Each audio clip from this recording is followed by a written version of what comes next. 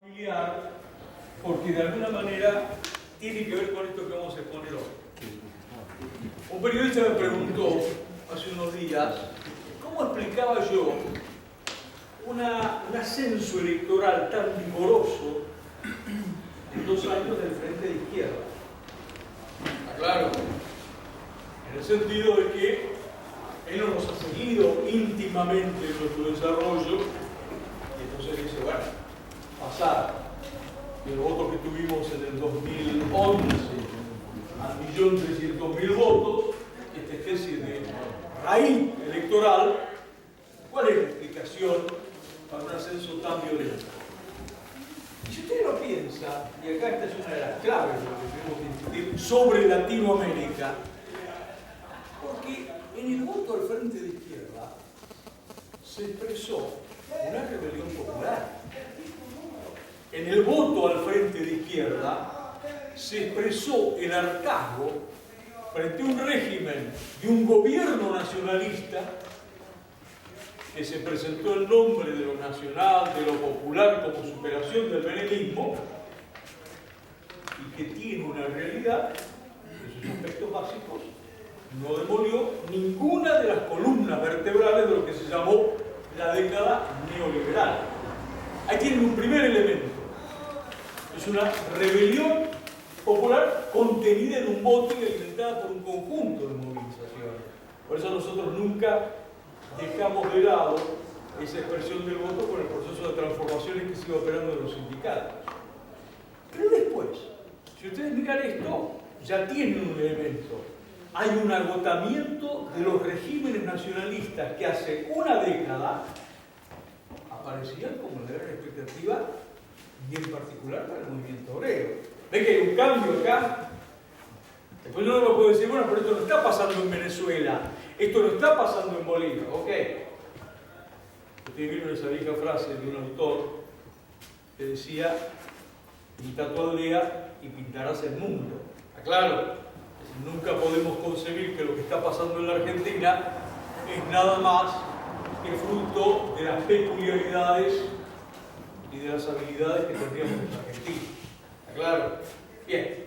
Pero el segundo elemento, y eso también sirve al eje de esta charla, es el tema de que nadie puede concebir el desarrollo del Frente de Izquierda si no se parte de la experiencia de lucha e independencia obrera que se libró durante décadas.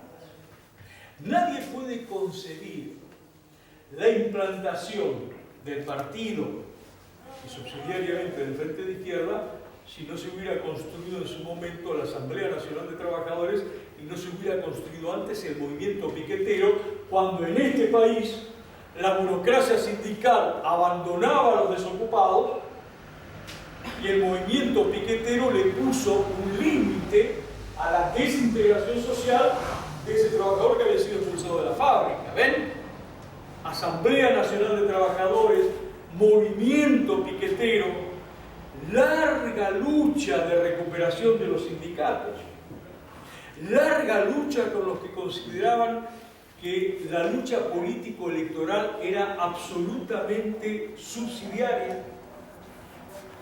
Y toda esta experiencia, porque ustedes van a encontrar en gran medida en los otros países latinoamericanos esta experiencia de construcción de partido en un nivel más débil, más limitado, más en perspectiva de lo que tenemos en nuestro país.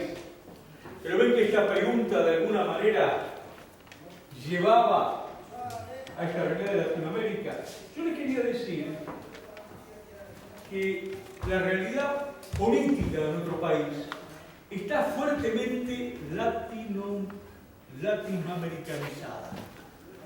¿Por qué le digo esto? No hace mucho, en la campaña electoral que se libró en Venezuela, Wiener, el candidato a la FAP, del Frente Amplio Progresista, dijo: en Venezuela yo hubiera votado por Capriles, es decir, por el candidato de la derecha. Claro, él hubiera votado en Venezuela por un Macri. Claro. Y si ustedes lo piensan, también por Capriles votaría Carrió, votaría Macri. ¿Qué haría Stolbizer? Claro, es todo un arco político en la referencia al nacionalismo bolivariano se ubicaría en el campo de la derecha contra el gobierno de Maduro. ¿Y el gobierno de Cristina Kirchner qué haría? Votaría a Maduro, como antes votó a Chávez. ¿Ven que hay dos campos? ¿Está claro? ¿Y nosotros qué haríamos? Nosotros llamaríamos a construir una alternativa obrera, socialista, revolucionaria como la que construimos en este país. No habríamos votado jamás a Chávez en el ciclo de agotamiento y de decadencia del chavismo, que son elecciones que básicamente y plebiscitos fueron utilizadas para consolidar y regimentar al movimiento de masas. Y ahí tienen los tres campos, ¿ven? Que están en discusión. Ahora, si ustedes saben por un minuto de este escenario, en este imaginario voto, ustedes saben perfectamente que en su momento, no sé qué haría ahora, Solana también votaría por Maduro. Y Claudio Lozano también. Solana, como está hoy en el UNEN, quizás esté cambiando su voto, ¿cierto? Ahora, una cuestión importante es la siguiente. Desde el 2001, 2002 y aún antes, el nacionalismo burgués, o el nacionalismo pequeño burgués, ha dominado la escena latinoamericana y ha pulverizado los partidos existentes. Esto es una novedad política en tiempo histórico. Es decir, Chávez, está claro, se erige prácticamente a partir del 92 en un factor dominante de la escena político-venezolana. Está claro. Y el partido de Chávez no existía 15 años atrás. Y el partido de Evo Morales tampoco existía como fuerza política dominante 15 años atrás. ¿Está claro?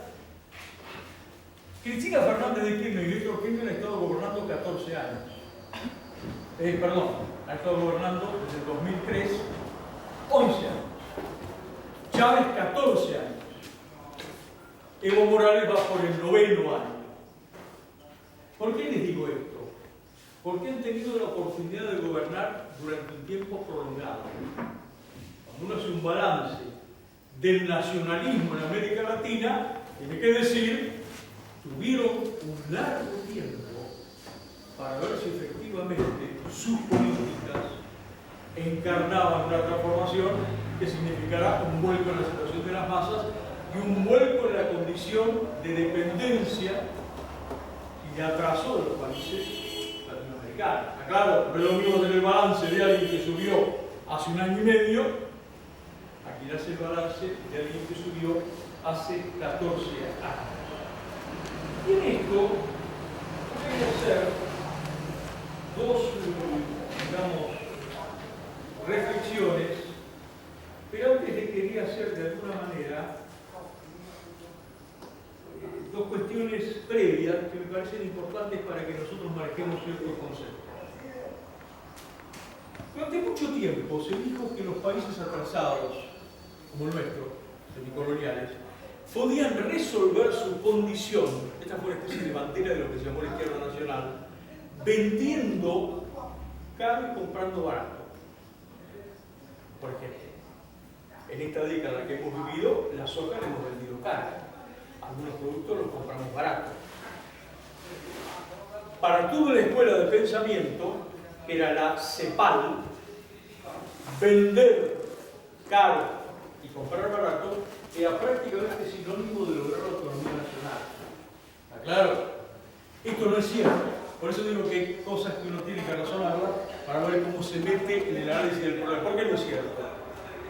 Porque en la situación de opresión que vivimos, un protagonista esencial es el capital financiero. Yo puedo comprar barato y vender caro, pero ¿y los créditos que me dan? y la conformación de la deuda externa. ¿Está claro? Esto es la condición del país atrasado. ¿Por qué un capital formado en los grandes países imperialistas viene a un país atrasado como el nuestro? Porque en nuestro país la formación de capital es muy limitada. Entonces viene ese capital, logra una tasa extraordinaria de retribución y conforma esta especie de horca que tenemos, que es la deuda externa.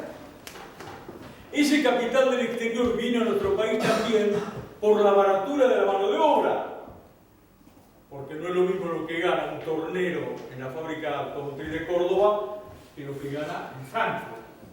Y ahí tienen el fenómeno de la inmensa tercerización que ha llevado plantas enteras a China y convirtiendo a China en la factoría industrial donde se dirime la pelea entre los grandes pulpos en la crisis internacional. ¿Ven?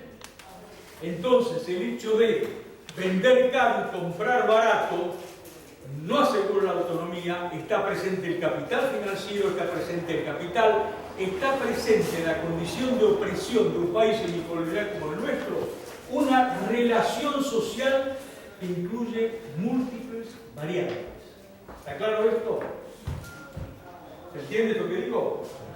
Lo segundo, un ejemplo de esto, así como le digo lo de la deuda externa y como le digo el tema del salario que percibe un trabajador y la inflación del dólar. Una parte de la inflación que estamos pagando nosotros todos los días viene de la inflación que nos permite el dólar. Cuando uno va a una ferretería y compra un tornillo y el ferretero le dice: mire, este tornillo subió porque es importado y vino con aumento, la inflación está desenvolviendo la caja de emisión de dólares de los Estados Unidos, que está inundando de dólares el mundo como parte de su política de rescate y de reconstitución frente a la crisis mundial, porque finalmente los que manejan la caja de emisión del dólar tienen una superioridad frente al resto de naciones. ¿Cuál es? Que yo voy a hablar de dólar y nadie me puede empapelar a mí con moneda contra esa dólar. ¿Está claro? Entonces, esto, digamos, en esta digresión que queríamos hacer. Lo otro, que también sirve para aclarar de alguna manera conceptos, es lo siguiente. A veces se dice que la industrialización en un país atrasado es sinónimo de independencia, sinónimo de autonomía nacional. No es cierto. A veces la industrialización de un país atrasado es un fenómeno de industrialización funcional a las necesidades de los grupos imperialistas que dominan el mercado mundial. Está claro, vamos a tomar un ejemplo, la década del 30 y antes se instalaron frigoríficos ingleses y norteamericanos para fabricar la carne. Pero eso es un signo de independencia nacional. Había obreros que se empleaban en esos frigoríficos. No es que había una burguesía nacional que se estaba desenvolviendo. No. Eran grupos extranjeros, SWIFT, Armour, que se instalaban en el país y que decían, con barreras arancelarias, para que no tenga una competencia que disminuya mi tasa de beneficio, tengo un negocio asegurado en faenar y elaborar la carne en la Argentina, la carne argentina. ¿Se entiende esto? La industrialización por sí tampoco significa un signo de independencia.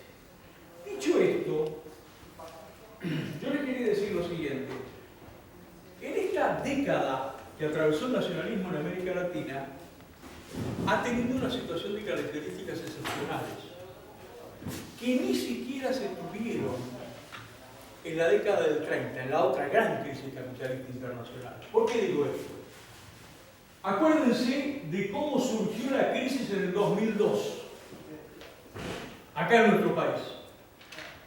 Acá en nuestro país la crisis del 2002 se desenvolvió con una feroz devaluación. ¿Se acuerdan? El dólar 3 por 1, lo cual significó un beneficio inmenso para el exportador y un golpe feroz para el salario del trabajador. Pero a su vez, junto con esa devaluación, estuvo o el precio de la soja en su nivel más alto en todo su periodo histórico. Es decir, la Argentina, un ejemplo de este periodo nacionalista, tuvo la devaluación y el salto en el precio de la soja como lo tuvo Venezuela, cuando el precio del petróleo superó largamente los $100. Esto es importante porque, de alguna manera, si ustedes lo piensan, van a ver que en esta década no es que el nacionalismo tuvo que lidiar con una situación económica adversa. ¿Está claro? Tuvo condiciones excepcionales para poder, de alguna manera, desenvolver el proceso de transformación social. Lo segundo que ustedes tendrían que tomar en cuenta es que el nacionalismo, sea el de Chávez, sea el de Evo Morales, sea el de Kirchner, vino como consecuencia no del ímpetu de este nacionalismo, sino del derrumbe de los regímenes como el de Menem, de la experiencia pasada. ¿Está claro?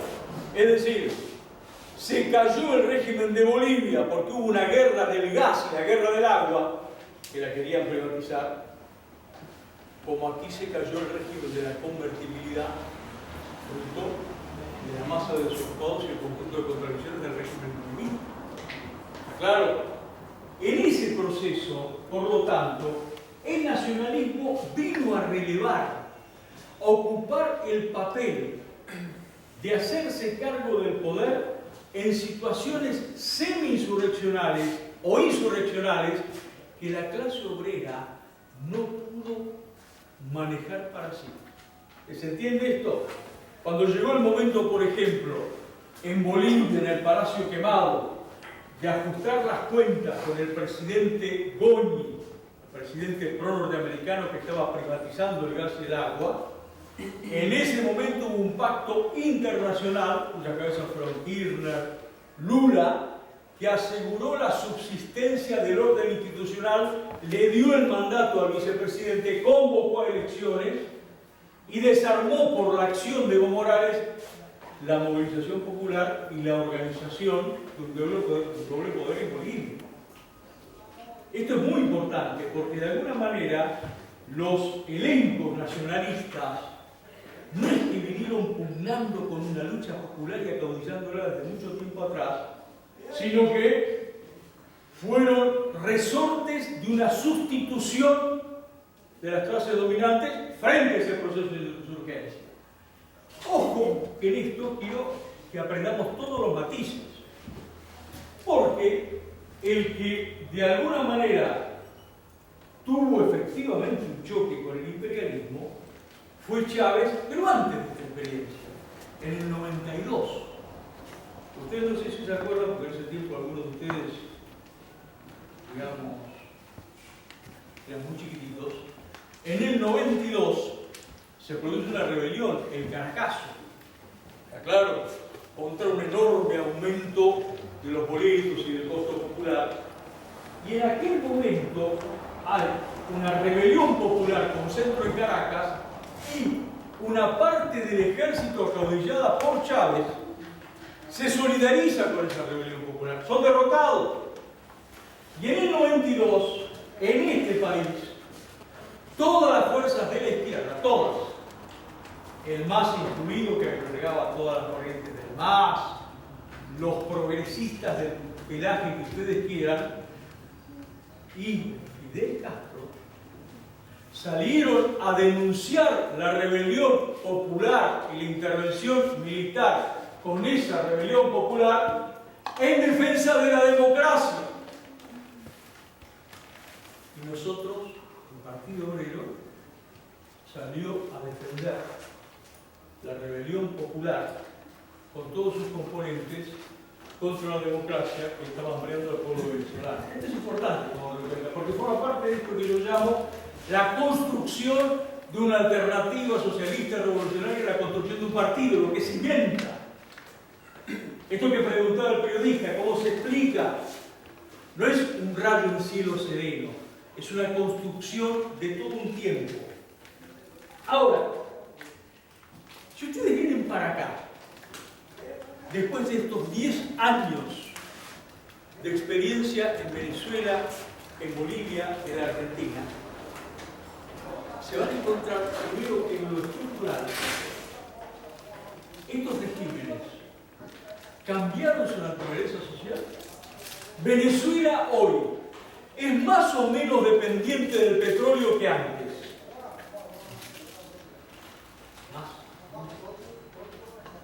La Argentina hoy es más o menos dependiente de la soja y de la mínima industrialización de la soja con el aceite de soja. Más. Finalmente la industria automotriz es una industria de ensamblaje y la industria de tierra del fuego de los componentes electrónicos son partes que se importan, que se arman. ¿Está claro? Y Bolivia ha salido de la monoproducción de los minerales y del petróleo y del gas. ¿No? Entonces ustedes ahí tienen un detalle interesante. Bajo la década que este gobierno dice la década ganada, y lo mismo dice Maduro y lo mismo dice Evo Morales, la monoproducción, que es un rasgo del atraso de los países coloniales e independientes, se acentuó. El punto de unión con la deuda externa se mantuvo y se fortaleció. Hoy Venezuela tiene más deuda externa que la que tenía 14 años atrás.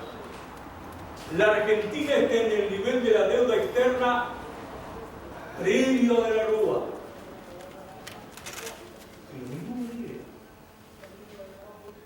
Y el mercado interno, que supuestamente es la gran batalla de los nacionales y populares,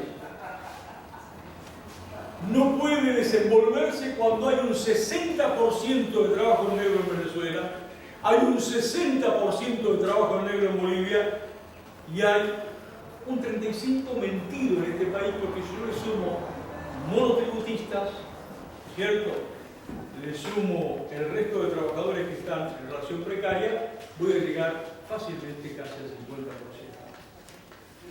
Ahora, una de las banderas de esta burguesía latinoamericana, del movimiento nacionalista burgués que se erigió en Latinoamérica, fue el Mercosur. El Mercosur ha sido también materia de debate con el resto de la izquierda, porque para todo un sector, para todo lo que uno llama el progresismo, el Mercosur era la construcción hipotética de un mercado común que debería favorecer a los trabajadores con empleo, con producción, con trabajo genuino. Si usted lo piensa, el Mercosur no solamente no se desenvolvió como un mercado común, quedó como una especie de frontera arancelaria de los grupos que están dentro del Mercosur, pero ninguno de los proyectos que se plantearon para profundizar el Mercosur. ¿Se acuerdan cuando Chávez decía vamos a construir un gasoducto desde el norte que empalme con el sur y que permita el aprovisionamiento del petróleo y del gas a la patria latinoamericana? ¿Se acuerdan de eso? ¿Dónde está? El Banco del Sur. ¿Dónde está? La moneda única, que sería el signo, digamos, de la consolidación fiscal, monetaria. ¿Dónde está? En ese sentido, lejos de ser un escudo frente a la crisis capitalista, ustedes tienen que apreciar que el Mercosur camina a la desintegración, fruto justamente de esa crisis capitalista en el cual cada burguesía está buscando cuál es la manera de asociarse a las corrientes internacionales monopólicas en el mundo para ver si logran su propia preservación. En este momento se está discutiendo un acuerdo entre Brasil y Europa para tratar de establecer pautas de comercio común integrado que dejaría fuera al resto del Mercosur. Ahora, ustedes también pueden analizar esta década perdida ejemplo de cuál es la situación de la dependencia en relación, digamos, a lo que nosotros llamamos los países opresores. Y ustedes van a encontrar una característica común de Venezuela y Argentina, es que se está descargando la crisis sobre la base de la devaluación y de la inflación en ambos países. Y ustedes van a encontrar también de que hay un crecimiento en ambos países de la deuda externa. Lo interesante es lo siguiente. Miren, esto lo van a entender muy bien. El otro día salió un comunicado del Ministerio de Defensa, vieron que lo comanda Rossi, que es el ministro de Defensa de Cristina Kirchner. Saca un comunicado que rápidamente lo eliminó del correo del Ministerio de Defensa, donde decía lo siguiente, que lo que estaba pasando con el dólar, que estaba yendo vigorosamente el dólar negro, era una conspiración de los mercados externos y que en ese sentido se estaban debilitando las bases conscientemente del gobierno nacional y popular. Claro. ¿Cuál es la respuesta a ese pretendido boicot al gobierno nacional y popular? No, el gobierno es el que está creando las condiciones de su propio socavamiento.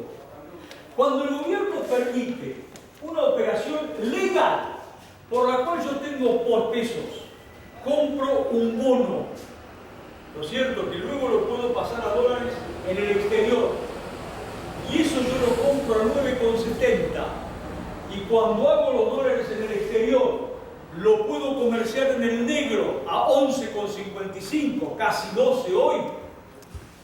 ¿Quién montó esa bicicleta financiera?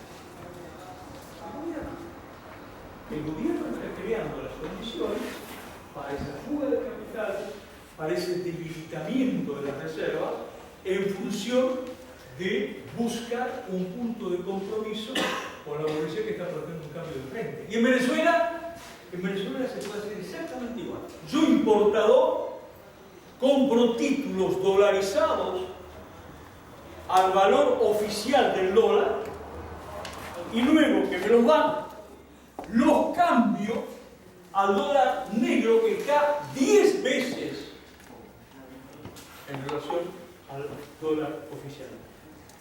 ¿Ven que el socavamiento es el mismo? Ahora, ustedes también pueden mirar, y acá tenemos una parte medular, ustedes pueden mirar este tema de la década ganada o perdida en la situación de las masas. Porque, fíjense una cosa, si estuviera Chávez acá, ¿usted qué diría? Bueno, la renta petrolera que yo rescaté, porque antes estaba en manos de los consorcios extranjeros, la he utilizado en lo que ellos llaman la redistribución del ingreso. ¿Está claro? Es decir, si estuviera Chávez acá diría, ¿alguien puede discutirme que la pobreza cuando yo tomé el poder estaba en el 49% en las cifras oficiales y ahora está en el 29%? Ustedes ya con eso dirían, bueno, el 29 tampoco es una cifra como para alegrarse mucho. Un tercio de la población lo tenés en la línea de pobreza. Pero dejemos de lado. Si estuviera Chávez acá, diría eso. Y si estuviera acá Evo Morales, diría lo mismo. Y si estuviera Cristina de Fernández de Kirchner, la asignación universal por hijo, como la panacea, ¿no es cierto?, de la elevación de la madre y de la familia del nivel de pobreza. En realidad, esto es, quizás les diría, el dato más brutal de la frustración y el fracaso del nacionalismo. Porque en 14 años, en 8 años, en 11 años, no han logrado cambiar la naturaleza de la relación de trabajo asalariado en su país. ¿Está claro? El gobierno kirchnerista no eliminó la tercerización, la extendió, desenvolvió la red de cooperativas, armó un mecanismo sofisticado por el Argentina Trabaja del trabajo precario. Es decir, ha sido en realidad un laboratorio sofisticado de trabajo precario presentado como legal. Ahora, esto no es una política de que, si ustedes van a Venezuela, van a encontrar lo mismo.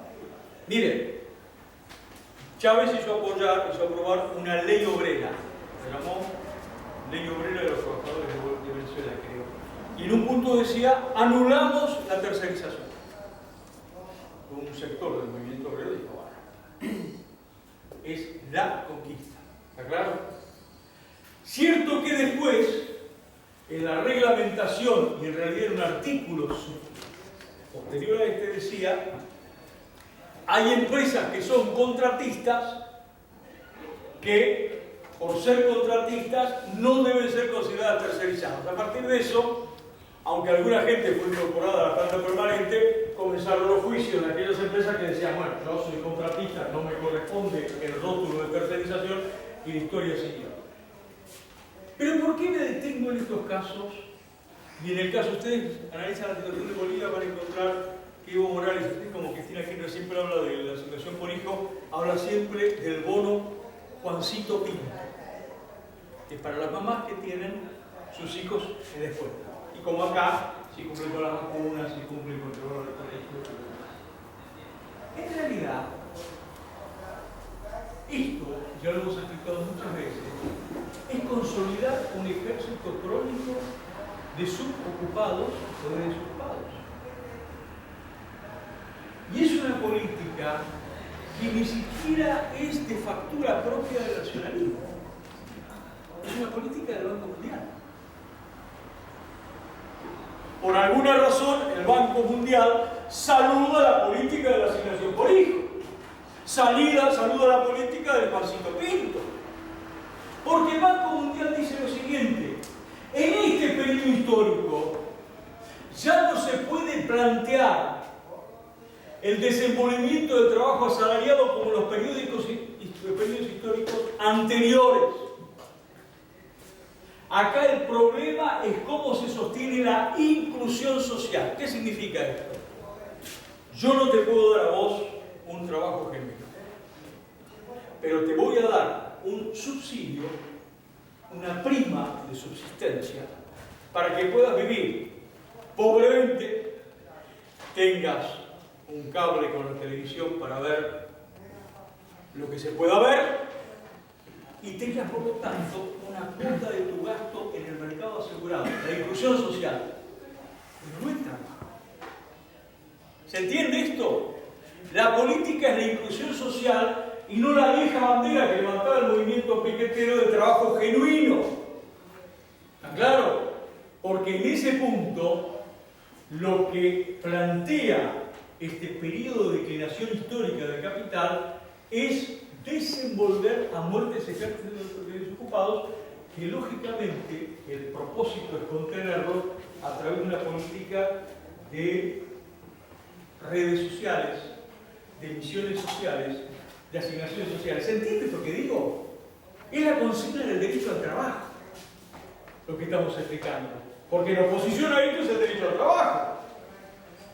Y en este punto van a encontrar un rasgo interesante, también coincidente. En Venezuela, en Bolivia y en Argentina, los gobiernos nacionalistas hablan de qué? De que hay una aristocracia obrera. Que los que llevan adelante con mayor decisión los reclamos salariales son parte de esa aristocracia obrera que gana mucho más que un salario mínimo y que están desenvolviendo sus apetitos sectoriales. Una política consciente de división de la clase obrera. ¿Quiénes son los aristócratas obreros en Bolivia? Los mineros de Guanuni, que son los que lograron 5.000 mineros convertir una empresa que le querían cooperativizar en una empresa del Estado.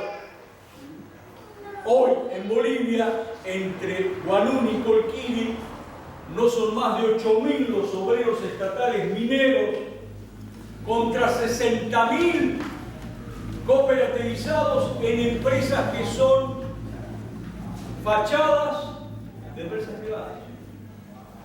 Y entonces se dice, ahí tenés ahí tienes, dirían los bolivianos, el aristócrata obrero, que aquí sería ¿quién? El petrolero, el camionero, y en Venezuela en parte el petrolero, que sin embargo gana menos que el petrolero de acá.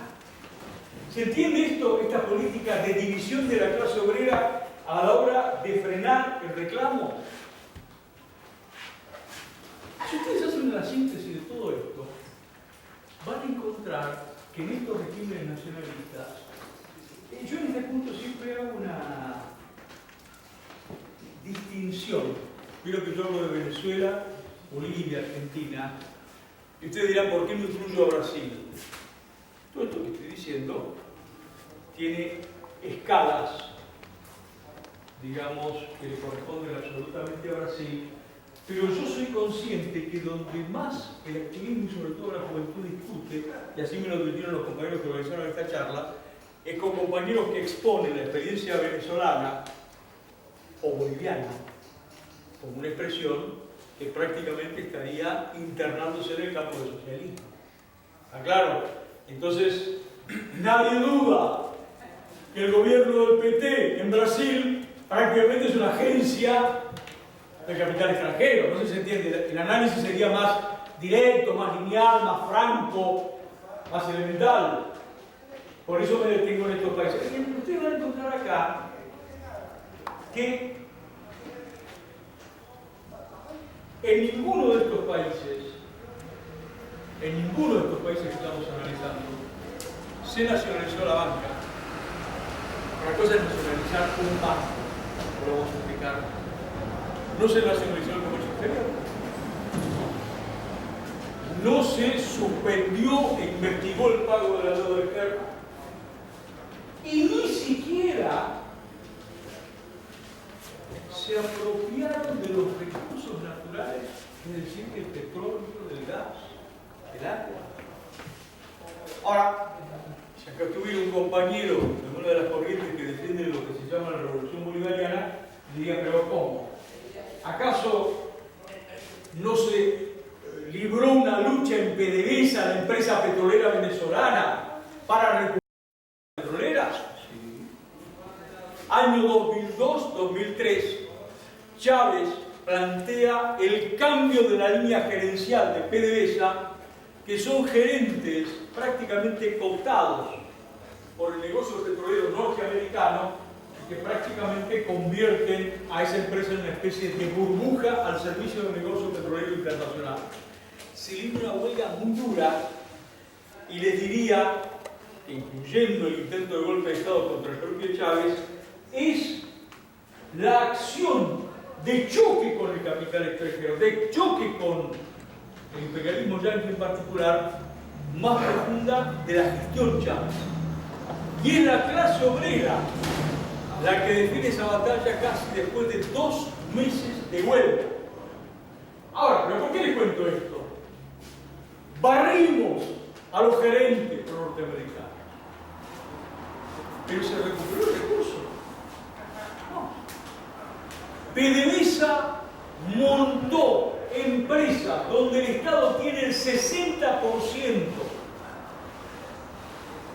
de cada una de las áreas que se concesionan a esas empresas extranjeras, el 40% queda en manos de la empresa extranjera, y en las bolsas del mundo, yo Repsol, que es una de las empresas que trabaja allí, puedo declarar las reservas de mi concesión como propias para obtener créditos de la banca.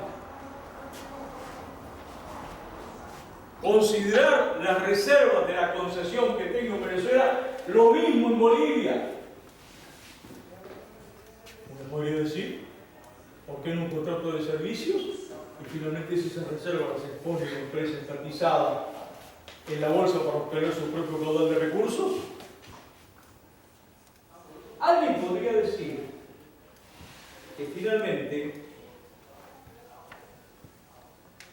esta transformación social se produjo en las nacionalizaciones que produjo el chavismo. Primero tiene que quedar claro lo siguiente: la banca en Venezuela, salvo un caso, no fue tocada. y el 50% de la deuda pública venezolana está tomada por los bancos. Entonces los bancos la tramitan, tienen sus títulos, ¿está claro? De esta operatoria petrolera que yo les dije antes, tan amigable fue para los consorcios petroleros extranjeros que solamente se fueron 2 empresas de una docena. ¿Quiénes fueron? Exxon y Conoco. Todas las demás se quedaron. En función de que el precio del petróleo y las condiciones del contrato les daba un negocio inmensamente beneficioso. Acá, ustedes me podrán decir, bueno, pero las nacionalizaciones que se hicieron de aquellos casos tan proporcionados de Telefónica, CanTV, todas las nacionalizaciones que hizo Chávez se hicieron valuando a valor de mercado las acciones de esas empresas. ¿Está claro esto? Es decir, yo digo, voy a nacionalizar CanTV, ¿a cuánto está el valor de la acción de mercado? Lo pago y respeto la otra cláusula que es vital para el capital, que es el derecho de la minoría accionaria. Esto estuvo garantizado absolutamente en Venezuela, y tan fue así que cuando una de estas empresas fue, digamos, tomada por el Estado de esta manera, el presidente del Deutsche Bank, que era uno de los partícipes, digamos, de ese consorcio, dijo que prácticamente estaba obteniendo la retribución por esas acciones que él hubiera obtenido si hubiera decidido vender la empresa. Yo les quiero hacer una mención de que, a ver, la bolsa, muchas veces, ¿qué es la bolsa? ¿Qué es la bolsa en el mercado capitalista? Es la bolsa de la sociedad capitalista. La bolsa es el mercado de capitales y es el centro de institucionalización de la propiedad privada. No sé si se entiende. La bolsa como tal tiene el valor de regular las relaciones en el capital sobre la base del respeto del valor de esa acción que estamos comentando. ¿Está claro? Por lo tanto, lo de Chávez es una operación dentro del sistema de transferencias y ventas de un país capitalista. ¿Está claro? No hay acá una agresión al capital. Y lo van a ver mejor con un ejemplo que les voy a dar. Habitualmente, el viejo nacionalismo burgués, cuando tenía que expropiar alguna propiedad, un yacimiento de petróleo, la tierra, ¿qué tomaba la empresa que iba a expropiar? El valor de libros de las acciones. Descontaba la ganancia que habían obtenido y decía, bueno, lo que le corresponde a esta empresa es esto. Los cuartos internacionalistas hubiéramos dicho expropiación sin pago, ¿está claro? Acá estamos organizando el nacionalismo burgués. Lázaro Cárdenas, cuando expropia los yacimientos petroleros ingleses y norteamericanos en 1938, acción saludada por León Trotsky, los pulpos, después de declarar el boicot, en una situación prácticamente de guerra en sus fronteras y de intento de golpe de Estado, en la inminencia de la guerra mundial, acuerdan y les piden una indemnización. Piden más de 400 millones de dólares de la época. Lázaro Cárdenas les va a entregar en total a ingleses y a yanquis 150 millones de dólares en 20 años. Ustedes quizás no escucharon hablar de este general peruano, también nacionalista, Velasco Alvarado. Acá estamos en el año 69. Expropia las mejores tierras, lo que vendría a ser para Perú en la costa de la pampa húmeda del Perú, para entregársela a los campesinos sin tierra. ¿Cómo les paga? Con un bono basado también en el valor, yo decía el valor del libro, un bono a 30 años, 2% anual. Miren la comparación. Nacionalistas eran los de antes.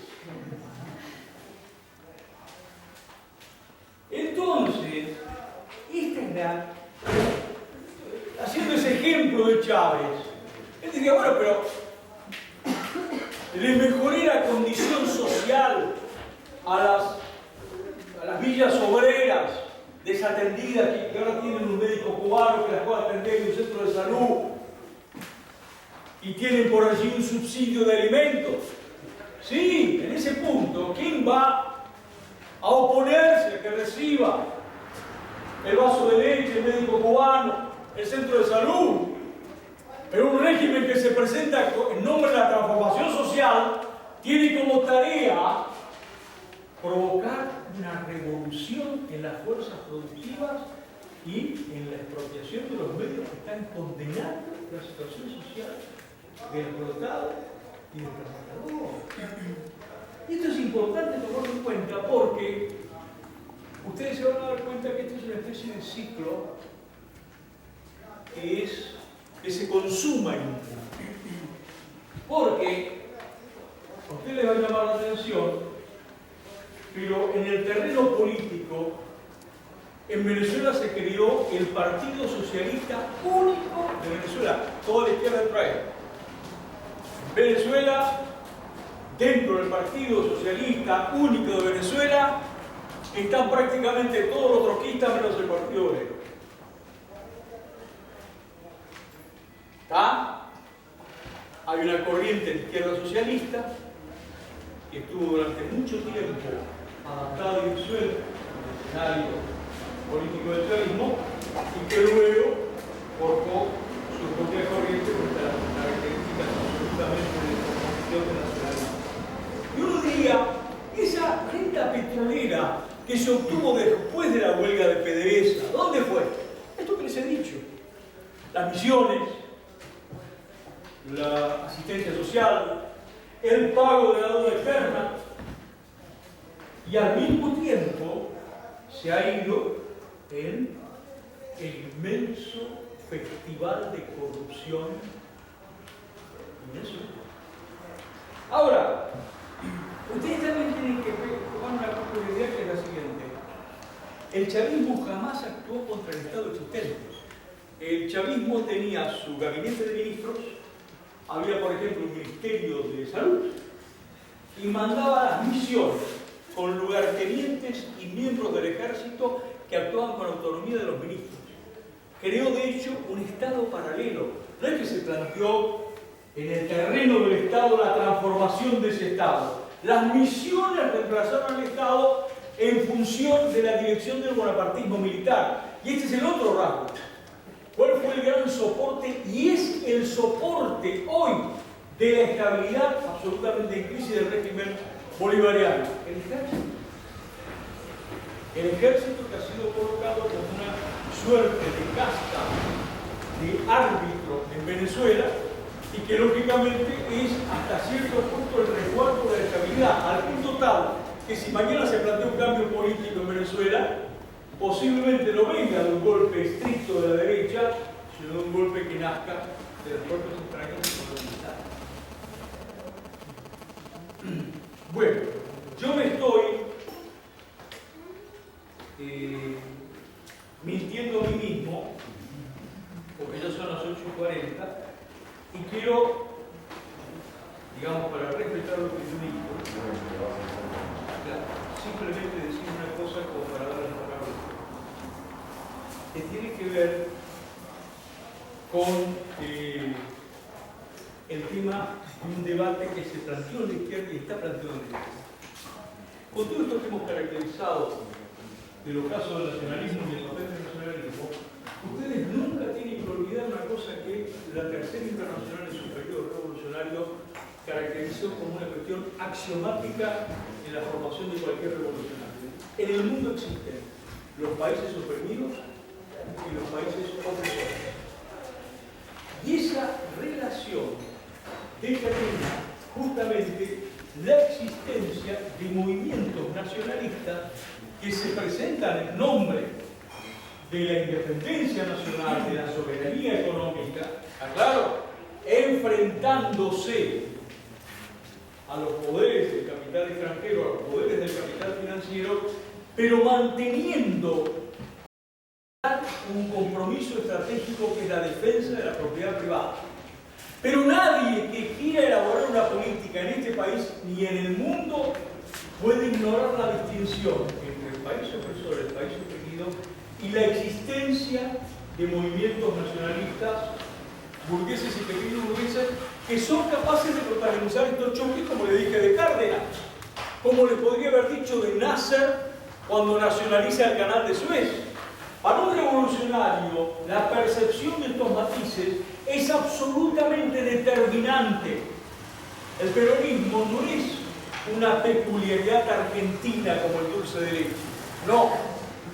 Es una expresión en nuestras fronteras del nacionalismo burgués que encarnó Perón. En las condiciones en que Perón tuvo que actuar, porque el desenvolvimiento del movimiento obrero en la Argentina era tanto más vasto y profundo que en otros países, que Perón, para tratar de cautivar a esta clase obrera, tuvo que otorgar las concesiones más importantes del periodo al movimiento obrero. Y es cierto que los abuelos de ustedes o los tatarabuelos conocieron en función de esas concesiones que fueron aseguradas con la gran oleada huelguística que siguió después de 1945, por ejemplo, conocer por primera vez el mar en la República Argentina. Esa distinción, y ahora la palabra lo tiene.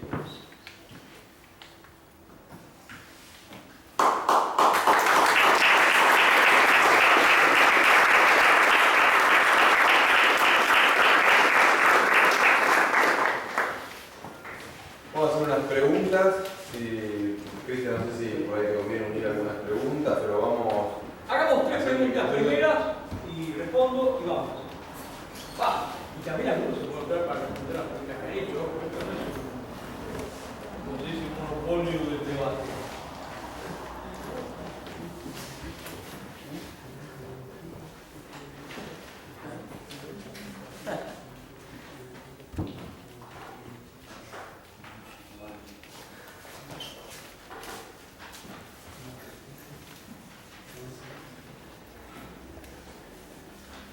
Yo arranco con una así. Muy bien. Una inquietud.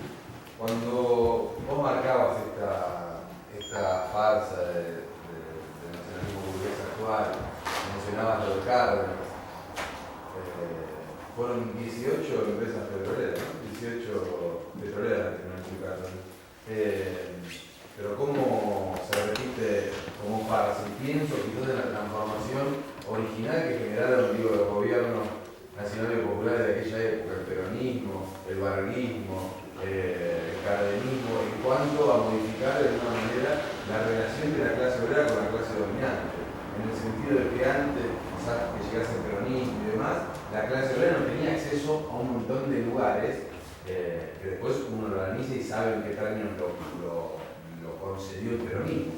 Pero quizás era un terreno todo ocupado por la oligarquía. Entonces, ¿cómo generar una transformación profunda en ese sentido que los nacionalismos actuales no lo han generado? Eso como primera diferencia. Pero cómo a su vez volvemos con ciertos matices, por supuesto diferencias y demás, volvemos a un mismo punto de cuando surgen los movimientos nacionales y populares, cómo, o por lo menos yo lo leo así, la gran posibilidad de desarrollo y el auge que han tenido de hegemonía política que han tenido estos movimientos, se ha generado por la imposibilidad de la izquierda. Digo, aquí en la Argentina, por ejemplo, con el PC, con el PS, digamos, de la ausencia de una izquierda revolucionaria que pueda capitalizar, como decías vos, esa insurgencia o ese proceso de desarrollo de la clase obrera a través de su experiencia y demás. Pero digo, ¿cómo vuelve la historia? No en el sentido de que estamos en el mismo momento, pero sí se presenta el mismo desafío para la izquierda, que quizás sin el desarrollo de una izquierda revolucionaria o en un plano tan avanzado quizás como estamos aquí con el desarrollo del frente de izquierda y demás, ¿cómo no se podría capitalizar eso? ¿Se entiende a lo que va mi enfoque? ¿Cómo se vuelve al mismo lugar de la necesidad de construir una alternativa política de los trabajadores en intervenir? Porque si no, sucedería lo mismo que ha sucedido, digo, en la historia del surgimiento de los movimientos nacionales populares. Dos más, Yo te quedé.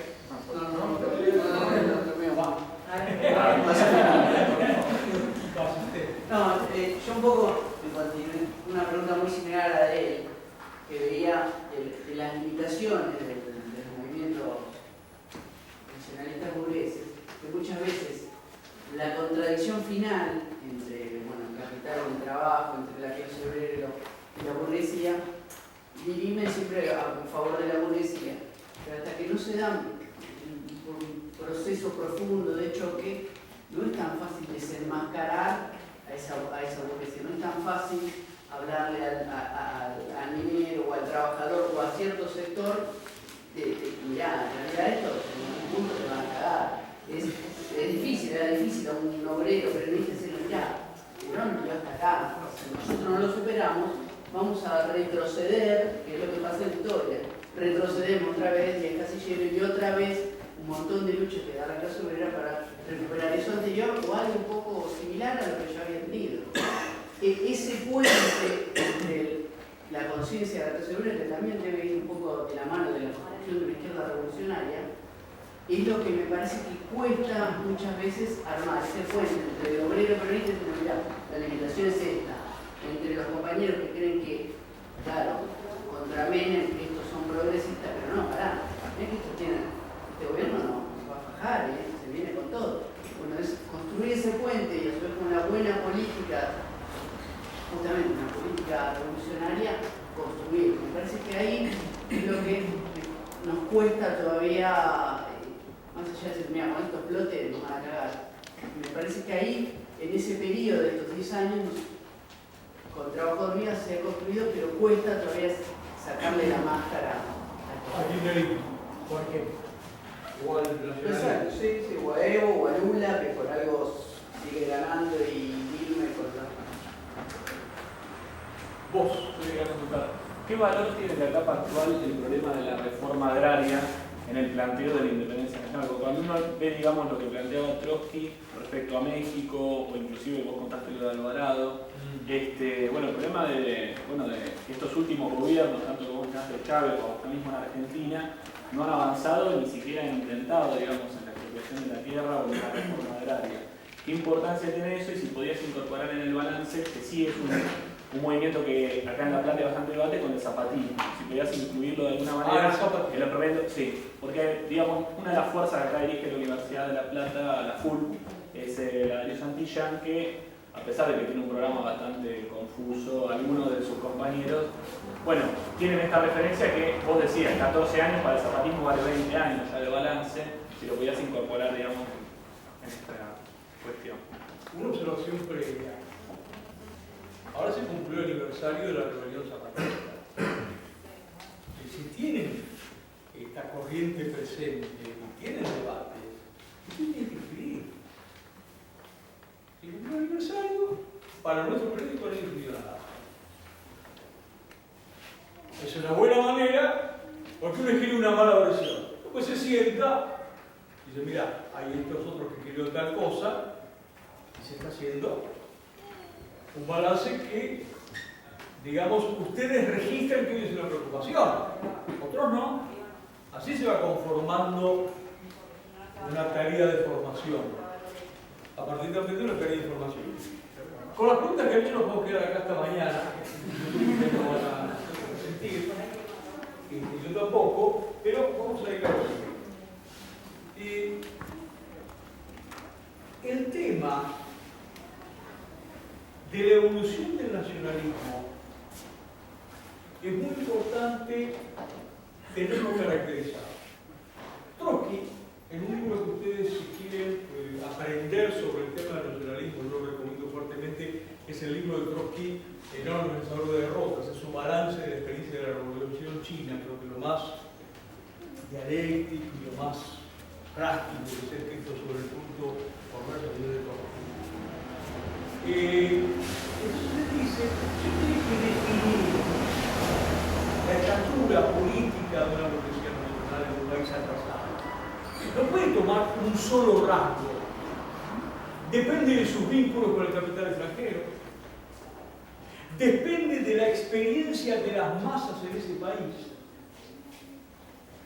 depende de la formación histórica de ese país en relación al capital extranjero.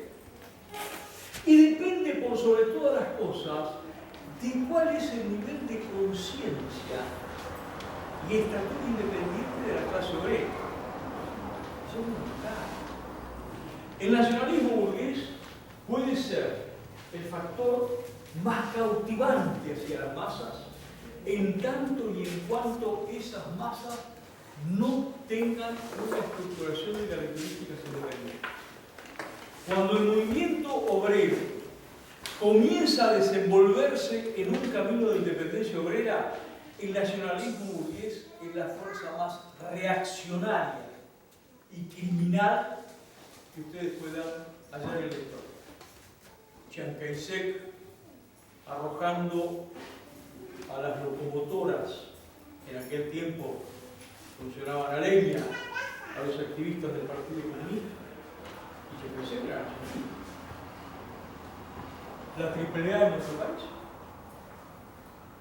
Y en eso, está claro, hay una especie de regla que cuando el movimiento obrero se desenvuelve en términos clasistas, en términos independientes y demás, y el nacionalismo burgués no puede contener ese proceso, viene una represión sin contemplación.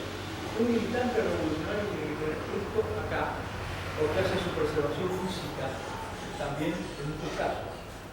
Alguno podría pensar que la Cámpora no organizaría jamás un aparato armado, pero no podría despertar. Digo, entonces, en este punto es importante esta distinción. Y acá viene un punto que es el siguiente, que es lo que él tocaba cuando decía la ausencia de la izquierda revolucionaria en procesos de otros países. El proceso de formación de un partido es un proceso que no se desenvuelve, sobre todo en este periodo histórico, en un plazo breve. Miren, ahora hemos entrado en el año que es el 50 aniversario de la política obrera del Partido Obrero. ¿Está? Se fundó en 1964.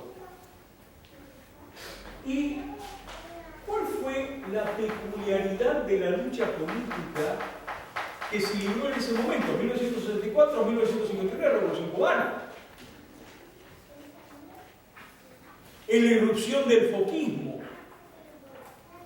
en la desintegración de los partidos comunistas, porque ha estallado una revolución en la isla contra la política del Partido Comunista Staliniano, en la ruptura entre la URSS y China, China planteando la solidaridad internacional con Vietnam y Rusia dosificándola.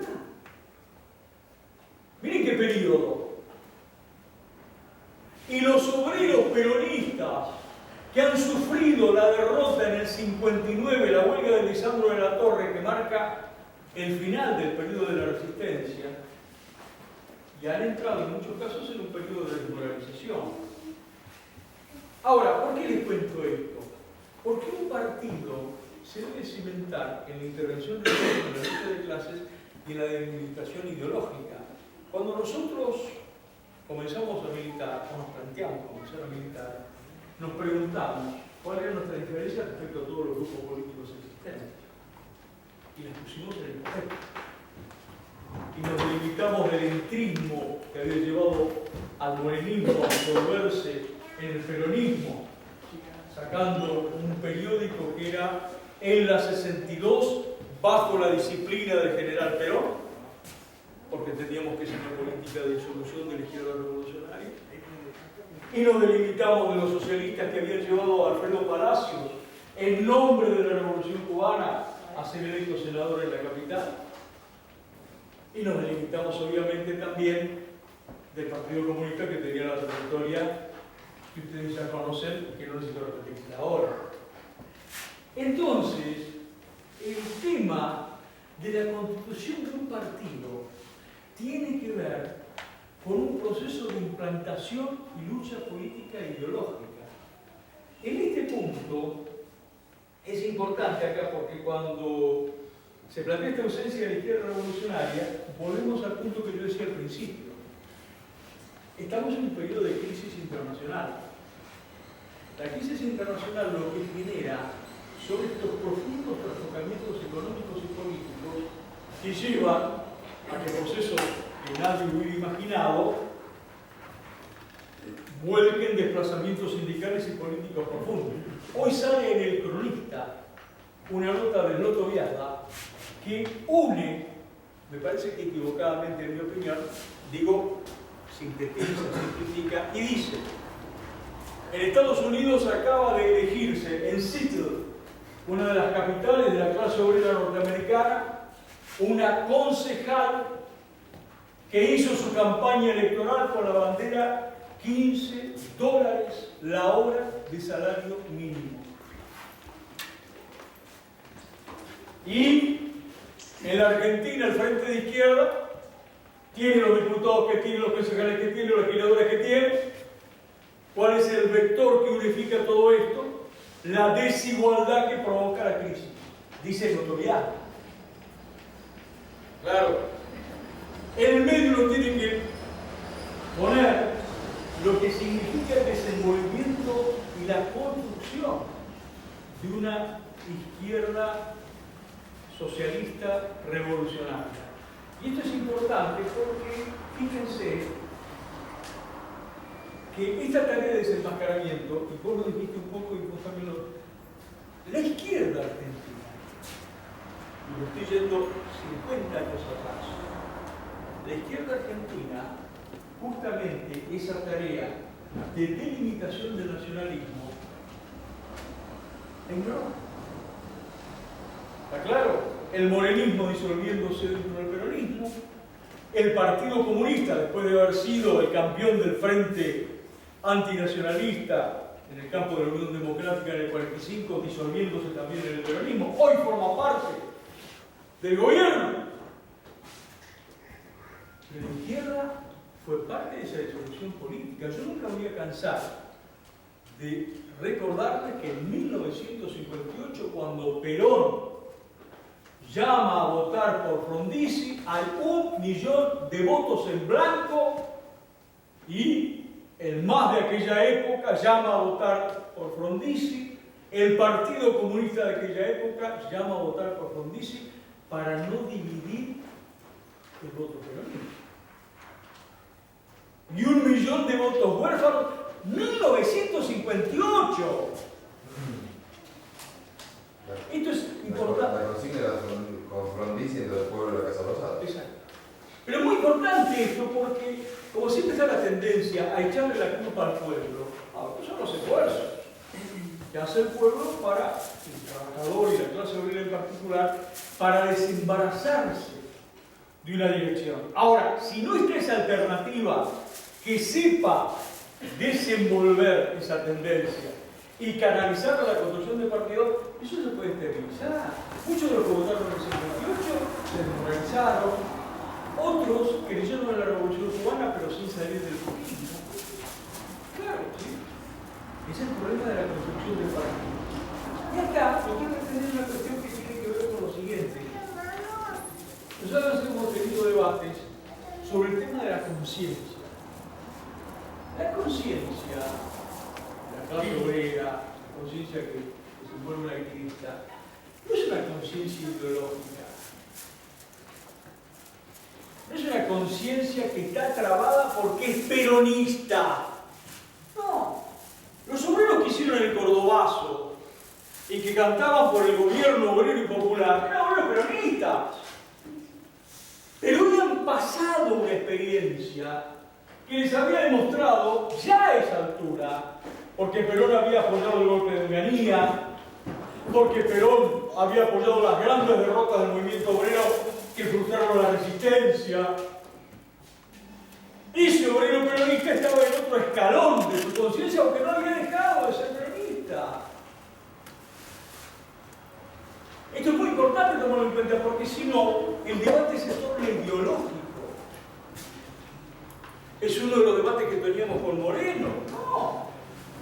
La clase obrera va sacando conclusiones y solamente encuentra, de alguna manera, los razonamientos ideológicos más profundos en una elaboración posterior. Pero su conciencia se va armando sobre la base del choque, de la experiencia y del partido que le ayuda a generalizar las conclusiones de esa praxis. Es una unidad pero insoslayable la intervención en la lucha de clases y la delimitación para llegar a las conclusiones políticas de dónde está cada formación. Entonces, en este punto, digamos, esta tarea de desenmascarar en nuestro país, en Venezuela, en Bolivia, ha estado ausente, salvo en nuestro país, donde desde hace 50 años, más allá de todos los límites que puede haber pedido el Partido Obrero, nadie podrá acusarlo de no haber librado una lucha tenaz y placa cabeza para el nacionalismo burgués y mostrando los límites objetivos del nacionalismo. ¿Está claro? Pero esta era la tarea. Este es el punto que yo quería desenvolver al final de la charla y que no la pude desenvolver porque había quedado un tiempo interno. Y está la cuestión de la reforma agraria. Es muy interesante, porque ustedes saben que es una corriente de pensamiento en este país que la forma Lozano, en parte, bueno, están los de María Popular, que algunos de ustedes considera que se ha forjado en este país uno de los rasgos de un desarrollo capitalista pleno. Es decir, que en este país existe una burguesía característica. Claro, está conformado un ciclo de desarrollo del campo, y entonces, así como se produjo en su momento en la formación social inglesa, aclaro, el campo hoy, el campo argentino, es una formación capitalista con todos sus componentes, contratista, está claro, el peón rural más aficado a la ciudad que antes en el campo, la capa financiera en el pool de siembra, ¿se entiende? Y por lo tanto, viene muy bien la pregunta de ¿qué lugar ocupa la reforma agraria que formó parte del programa, ya no de la revolución proletaria, sino de los nacionalistas de antaño? Bueno, y acá van a tener realidades diversas, pero el tema de la cuestión agraria está presente como nunca. Por ejemplo, la revolución del 52 en Bolivia, que significa, digamos, la subdivisión de un conjunto de latifundios, lleva al minifundio. Y al minifundio en las peores condiciones porque no se le da al campesino indígena ningún tipo de elemento para que pueda progresar su laborío en la tierra. Esos minifundistas se convierten prácticamente en dirigentes en todo el proceso exterior. En nuestro país, el campo argentino es una construcción de capital financiero. Los pools de siembras absorben capitales, se asocian a las poderosas multinacionales que van actuando en función del dominio del negocio de la semilla, del glifosato, de las variedades más elaboradas desde el punto de vista genético, de los fertilizantes, y van demoliendo a lo que es el viejo productor campesino autosustentable. Se acabó, porque está prácticamente en los finales de su experiencia y ese pequeño campesino en muchos casos se ha convertido nada más que en un hombre que alquila su campo. ¿Está claro? Ahora, uno diría, bueno, producimos soja. La soja tiene todavía buen precio, aunque bajó por la crisis internacional.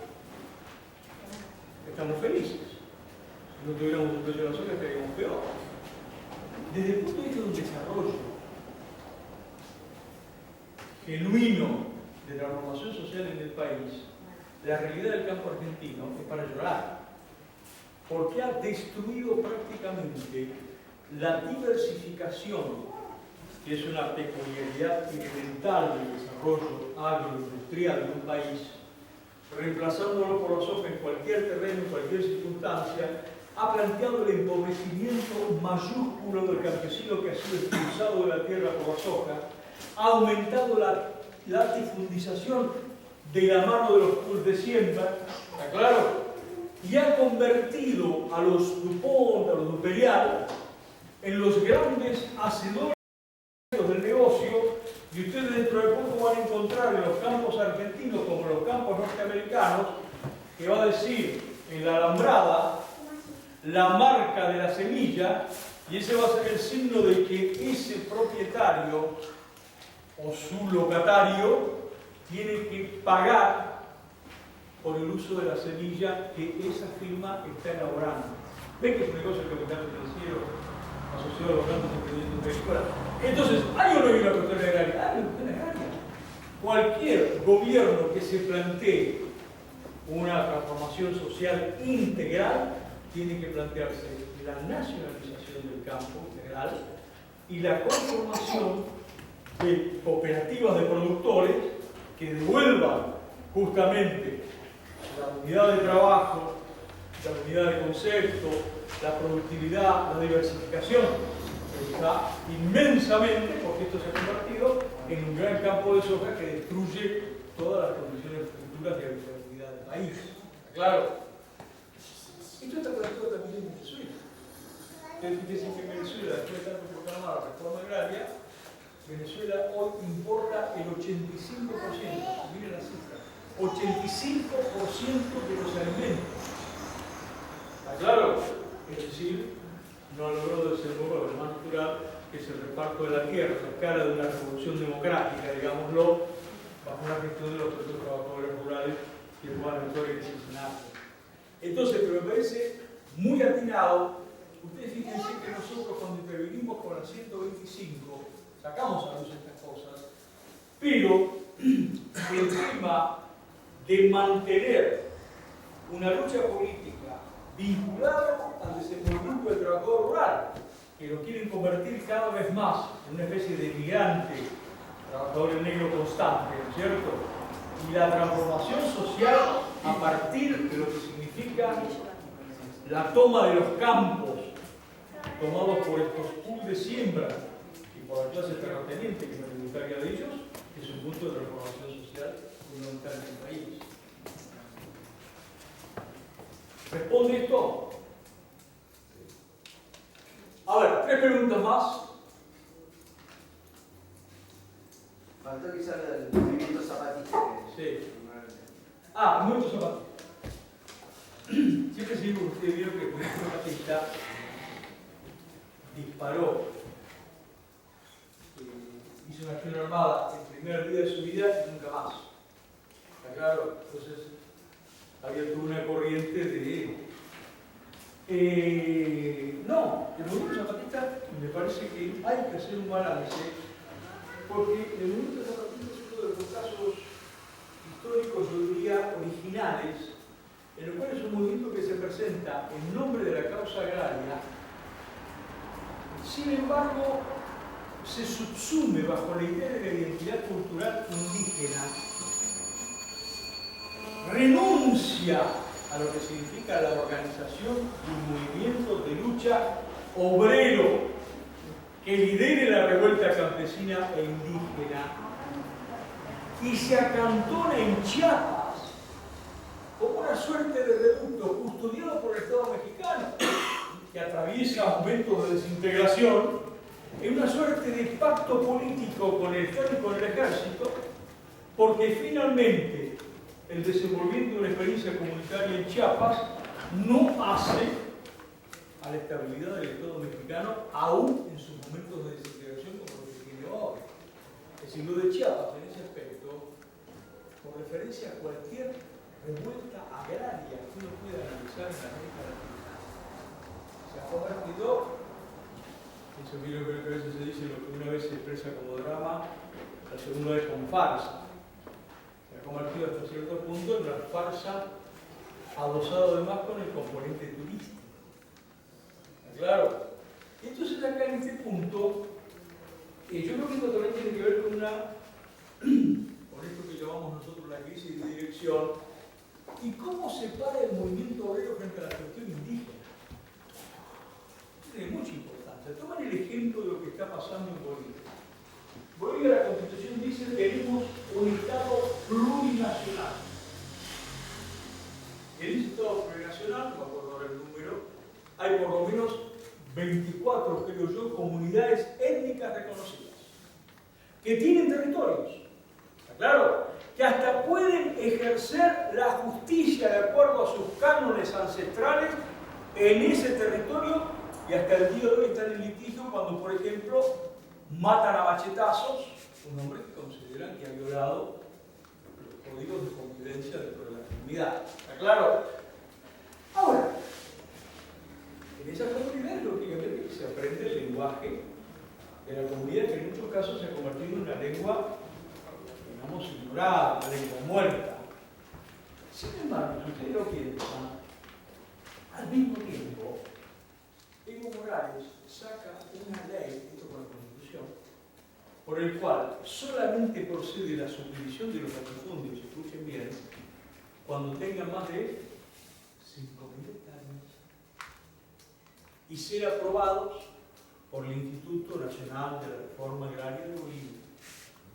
Es decir, bloqueó la subdivisión de la tierra, siendo que, como decía Mariátegui, el problema del indígena es la tierra. El problema del indígena es la tierra. Respetaré toda su herencia cultural. Pero el punto fundamental es dotarlo de una organización social que le permita, asociado,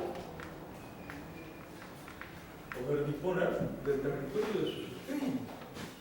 Entonces los gobiernos nacionalistas indigenistas son los que bloquearon el desarrollo del movimiento agrario. Acuérdense las tendencias a la rebelión en Santa Cruz, que era la cuna, que es la cuna de la derecha cruceña, donde anida con particular fuerza la explotación de la soja. Los varones de la soja impusieron la regla constitucional de que no se reparte el latifundio. ¿Está claro? Por lo tanto, lo que se reivindica del indigenismo es lo más perverso, la división respecto al colectivo de trabajadores y de la clase obrera, ¿se entiende? Y la renuncia a la tierra. Entonces esto es muy importante porque esto tiene que ver con Chiapas. Una parte de México, no solamente Chiapas, son comunidades indígenas, digamos, postergadas, con reivindicaciones territoriales inmensamente honradas. Entonces, en este punto, digamos, de acá, México exigiría otra discusión, pero digamos, esa realidad de Chiapas es muy interesante, no ha logrado alterar el equilibrio y el dominio del nacionalismo burgués, ya en su etapa de ocaso profundo en México, porque quien está encarando hoy la privatización de petróleos mexicanos, la empresa que constituyó Cárdenas, es un hombre del PRI, el Partido Revolucionario Institucional, que es el Partido del Nacionalismo Burgués de México. Hay un cuento hermoso de Augusto Monterroso, el cuento más corto de cuanto se ha escrito en la literatura, que es así. Cuando me desperté, el monstruo estaba allí. Cuando me desperté, el monstruo estaba allí. Para algunos, ese monstruo es un dinosaurio. Imagínense, si uno es un chico, se despierta, encuentra el dinosaurio, que es, digamos, una expresión terrible por el miedo que puede suscitar. Pero para muchos, cuando me desperté y el monstruo estaba allí, era el PRI. Y Augusto Monterroso había buscado esa fórmula literaria para denunciar.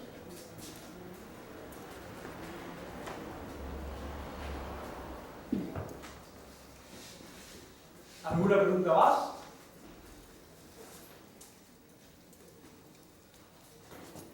Yo por ahí quiero hacer una cosita, un pequeño aporte. Se dan cuenta de que en parte esta charla es de cara al campamento que hace la UJS ahora dentro de un mes y unos días, y que en gran medida esto último que dijiste vos con lo de México demuestra que este nacionalismo burgués que hoy estamos transitando en América Latina y bueno, en otros lugares que se discute, Obama sería nacionalismo burgués, imperialista, este papa argentino que sería el papa chavista, toda la movida internacional, no se expresa ni más ni menos que en el momento de senilidad del capitalismo.